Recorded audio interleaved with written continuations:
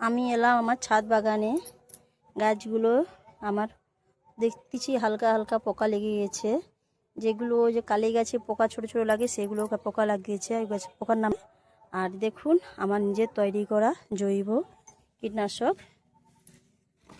দেখেছেন এই নিম পাতা, কাঁচা হলুদ আর রসুন দিয়েছি।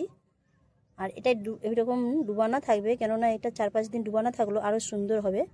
এখন বর্তমানে আমি তৈরি করেছি, আগের ছিল শেষ হয়ে গিয়েছে, তাই জন্য এখন আমি তৈরি করেছি, সঙ্গে সঙ্গে দিয়ে দেবো। আজকে দেওয়ার পরে আবার 3 দিন পরে দেবো, কেন এটা আমার পরে দিল, একটু দেরি করে দিল, কাজটা ভালো হয়।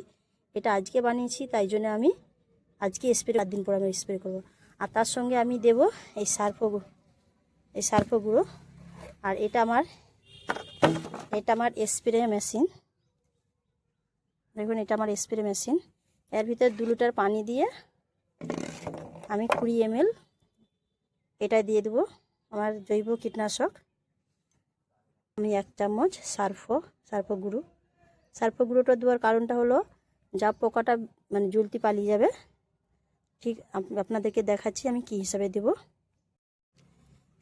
দেখুন আমি বলছিলাম 2 লিটার পানি দেবো, বলছিলাম 2 লিটারে 20 ml এই কীটনাশক, জৈব কীটনাশক দেবো বলছিলাম, কিন্তু না, আমি ভাবলাম এটা আজকেই বানিয়েছি মানে আমি 1 লিটারে 20 ml দিতে হবে।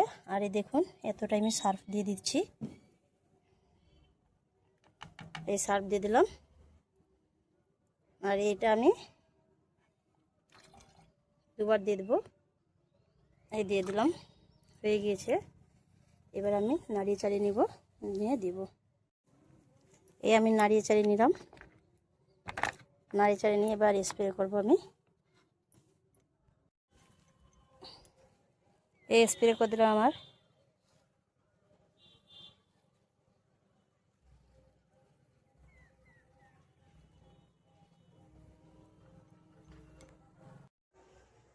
দেখুন এই বেগুনের পাতা আমি উল্টে এই বেগুন পাতাগুলো স্প্রে করছিলাম, জোরে স্প্রে করে সব পোকাগুলো পড়ে পালিয়েছে। দেখুন পরের ভিডিও আপনাদেরকে ডিটেলস আমি দেখাবো কী হিসেবে বানিয়েছিলাম আমি। এত পোকা ধরতো না, দেখুন কত আমার বেগুন গাছে কত যা পোকা ধরেছে। দেখুন এটাই তো আমার ভুল হয়ে গেল, আমি যদি আগে থেকে যদি পানি স্প্রে করতাম তাহলে হতো না। বেগুন গাছে বেশি কীটনাশক দেওয়া যাবে না, আর না দিলেও বি নয় যাবে না। আজকে দিয়ে দিই, এবার তারপর দিন থেকে 4 দিন পর থেকে আমি পানি স্প্রে করে রাখবো। এই বেগুন গাছগুলো দিয়ে দিলাম আমি। আর এগুলো বেগুন গাছে কী হয়, জৈব কীটনাশক নিজের হাতে তৈরি করা, এগুলো দিলেও ফল খাওয়া যাবে উঠিয়ে। আর আমি ভিতরে দিয়েছি, পাতার ভিতরে আমি দিয়েছি, এগুলো উপরে দিচ্ছি। আর এই কারণে আমার সবসময় আমি জৈব কীটনাশক ব্যবহার করি। আর বর্ষাকাল হলো কিন্তু তখন কেমিক্যাল জৈব কীটনাশক ব্যবহার করতে হবে, তখন বর্ষাকালে কিন্তু বেশি পোকা হয়।